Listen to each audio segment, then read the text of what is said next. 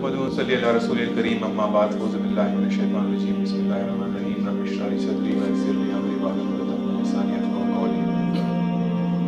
جزاک اللہ خیر اس پروگرام کے انتظام کا اور مجھے موقع دینے کا کہ اس نازک صورتحال میں جو ابھی پاکستان فیس کر رہا ہے میں اپنی رائے کا اظہار کر سکوں.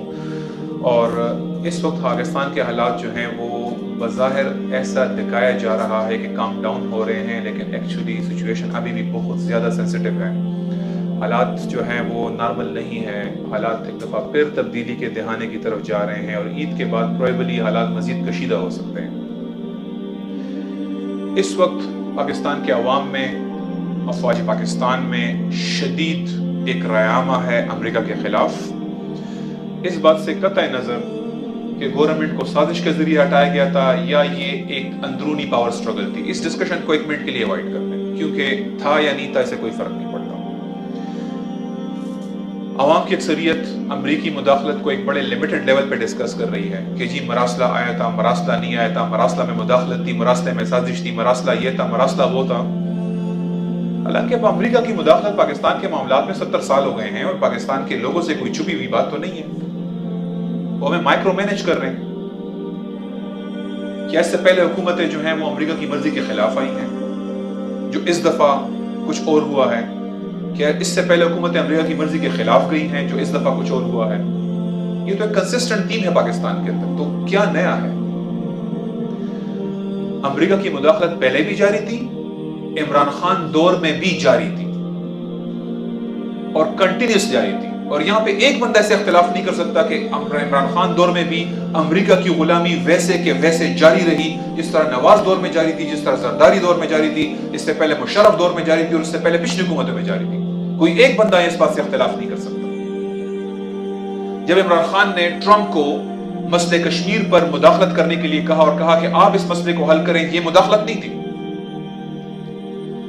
جب عمران خان نے امریکہ کی اخبار میں کالم میں امریکہ سے کہا کہ افغانستان کے مسئلے پر آپ ہمیں ایسے ہیلپ کریں اور ایسے ہیلپ کریں اور ایسے ہیلپ کریں، تو یہ مداخلت نہیں تھی ہمارے معاملات میں. جب خان صاحب نے امریکہ سے یہ کہا کہ طالبان کی معاشی حالت بہت کمزور ہے اور اس کمزور حالت سے فائدہ اٹھا کر ان کو امریکی ڈیموکریٹک سٹائل کی طرف، مغربی طرز حکومت کی طرف گامزن کیا جا سکتا ہے، تو یہ مداخلت نہیں تھی. کیا بالاکوٹ کے معاملے پہ پاکستان نے امریکہ سے نہیں کہا کہ وہ مداخلت کرے؟ کیا FATF کے تمام جو ریکوائرمنٹس تھی، 27 ایکشن پوائنٹس تھے، اس پر عمل درآمد عمران خان دور میں نہیں ہوتا رہا جیسے کہ نواز شریف دور میں ہو رہا تھا، جیسے کہ زرداری دور میں ہو رہا تھا؟ ویسے اس میں نہیں چلتا رہا. کیا IMF اور اسٹیٹ بینک کی خود مختاری ہمارے سامنے قانون پاس کر کے سرنڈر نہیں کی گئی؟ اسی دور میں نہیں ہوا. کیا ایئر لائن آف کمیونیکیشن اور گراؤنڈ لائن آف کمیونیکیشن، جس کی وجہ سے آج امریکی ڈرون کابل کے اوپر محو پرواز ہیں، کیا اس دور میں نہیں چل رہا تھا سب کچھ؟ تو مداخلت تو موجود تھی پہلے بھی، خان صاحب کے دور میں بھی اور ابھی بھی. مداخلت میں کوئی فرق نہیں آیا. اور جو ابھی حکومت ہے ان کا ویژن تو خیر خواجہ آصف صاحب نے بڑے فخر سے بتا دیا ہے اور اس نے کہہ دیا کہ امریکہ کی مدد کے بغیر اور مغرب کی مدد کے بغیر ہماری کوئی حیثیت ہی نہیں ہے. Beggars are not choosers. ہمارے پرائم منسٹر صاحب نے بھی بتا دیا ہے. اب یہ میں راستے میں آ رہا تھا تو میں احسان اقبال صاحب کا ایک بیان پڑھ رہا تھا جس میں اس نے کہا کہ غیر ملکی انویسٹمنٹ کے بغیر پاکستان ترقی نہیں کر سکتا. دنیا سے کٹ کے ہم نہیں چل سکتے. دنیا کی مدد اور انویسٹمنٹ کے ساتھ ہی ہم ترقی کر سکتے ہیں. جیسے کہ ریکو دیکھ کے اندر ترقی تب ہوگی جب بیرک گولڈ اس میں انویسٹ کرے گا. پاور سیکٹر میں ترقی تب ہوگی جب چین ہمیں قرضے دے گا. انفراسٹرکچر میں ترقی تب ہوگی جب چینی قرضوں کے ذریعے سی پیک آئے گا. پائپ لائن ہمارے تب بچے گی جب روس اس میں انویسٹ کرے گا. اور ہم کامیاب تب ہوں گے جب مغرب ہمیں اپنی مارکیٹ کا ایکسس دے گا اور ہماری جو ہیومن ریسورس ہے اس کی کپت وہاں پہ ہوگی، تب ہم ترقی کریں گے. یہ ہے ویژن موجودہ حکومت کا. پچھلی حکومت بھی ایسی تھی، انہوں نے ذرا کھل کے کہہ دیا. مفتاح اسماعیل صاحب واشنگٹن پہنچ چکے ہیں.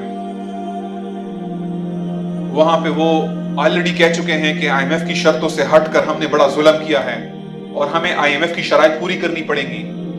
میری آپ سب لوگوں سے درخواست ہے کہ جس کے پاس بائک ہے، جس کے پاس گاڑیاں ہیں، اپنے ٹینک فل کروا لیں۔ اس نظام میں یہی چھوٹی چھوٹی خوشیاں آپ کو ملنی ہے کہ میں نے ریٹ بڑھنے سے پہلے ٹینک فل کروا لیا تھا، مجھے 60 روپے کی بچت ہو گئی اور مجھے 100 روپے کی بچت ہو گئی۔ جب حکومت اور اپوزیشن دونوں کا ایک ہی حال ہے، جب دونوں ہی پپٹس ہیں،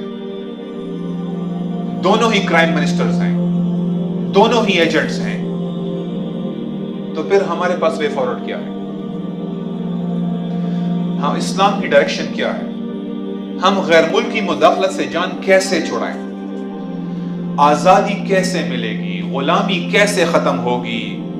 یہ خلافت جو ہے یہ گلوبل آرڈر کیسے قائم کرے گی جب ہم حقیقی طور پر آزاد ہو جائیں گے اور ہمارے معاملات ہماری مرضی سے چلیں گے اور ہم اپنے امور پر ہمارا پورا کنٹرول ہوگا اور ہم کسی کی نہیں سنیں گے؟